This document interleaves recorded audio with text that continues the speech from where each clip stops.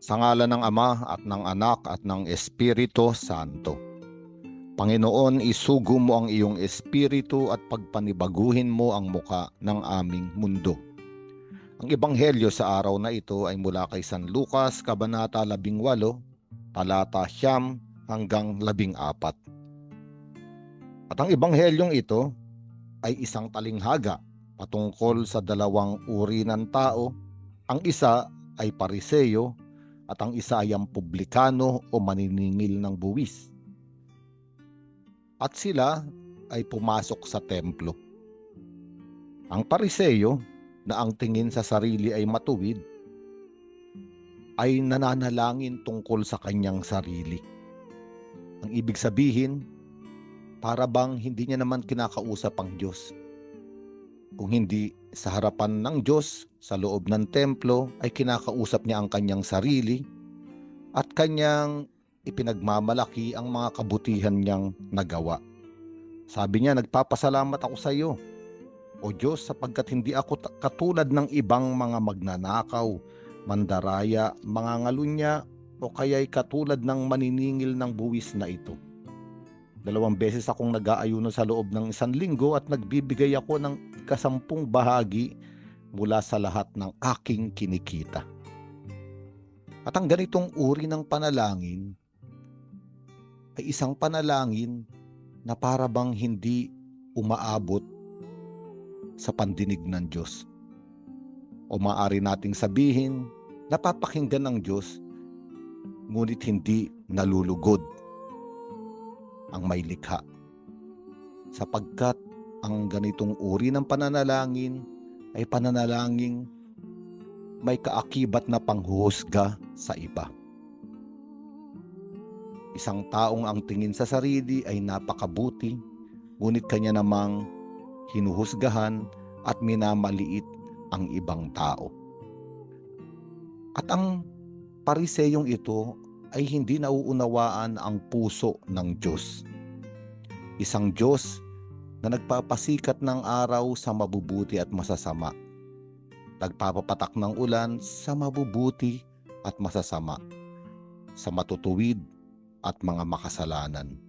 Ito ang Diyos na kausap ng pariseyo. Kaya nga, para bang malayo ang puso o kalooban ng pariseyong ito sa Diyos na kanyang sinasamba. Samantala, sa likuran ng templo ay may isang publikano na nakatayo. Ayaw man niyang lumapit sa harapan. Hindi man siya makatingin sa langit at dinadagukan niya ang kanyang dibdib at sinasabi, O Diyos, mahabag po kayo sa akin na isang makasalanan.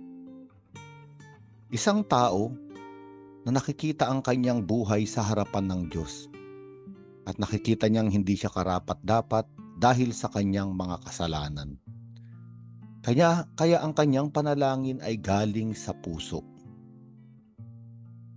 Mahabag kayo sa akin na isang makasalanan.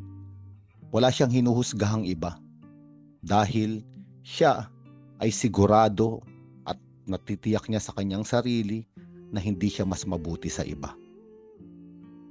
At itong panalangin na ito ang pinapakinggan ng Diyos. Isang panalangin may kababaan ng loob.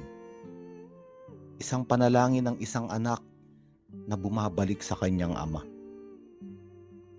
Inaamin ang kanyang kasalanan at pagkakamali, ngunit nagtitiwala sa pag-ibig at awa ng Panginoon. Kaya nga sinabi ni Jesucristo na sa dalawang lalaking ito, ang umuwing kinalulugdan ay ang publikano, sapagkat umuwing pinatawad sa kanyang mga kasalanan. Ngunit ang pariseyo ay hindi, sapagkat ang sinumang nagmamataas ay ibababa at ang nagpapakumbaba ay itataas.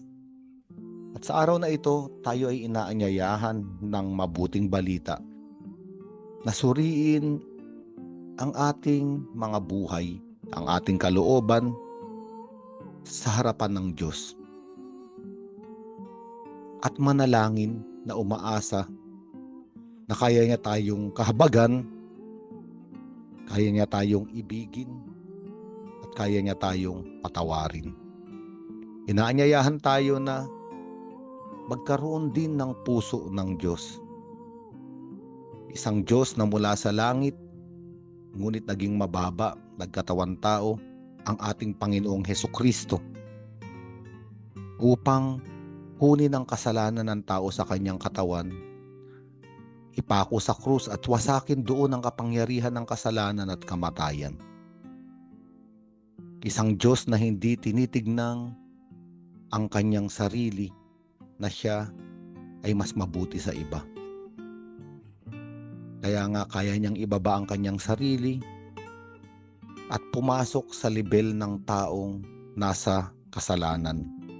Bagamat hindi siya nagkasala, siya ay naging kasalanan sapagkat kinuha niya sa kanyang katawan ang kaparusahan dulot ng ating mga pagkakamali. Ang isang panalangin na papakinggan ng Diyos ay panalangin ng taong may kababaan ang kalooban. Kaya nga sa tuwing tayo ay mananalangin, magpasalamat tayo sa Diyos, purihin natin ang kanyang pangalan, ihingi ng kapatawaran ang ating mga kahinaan at kasalanan, at ganun din ay humingi ng lakas ng kanyang pag-ibig upang mapatawad din ang mga nagkakasala sa atin. Sa ganitong paraan, hindi tayo mahuhulog sa patibong na maglalayo sa atin sa pag-ibig at pananampalataya sa Diyos. Sa ngalan ng Ama at ng Anak at ng Espiritu Santo.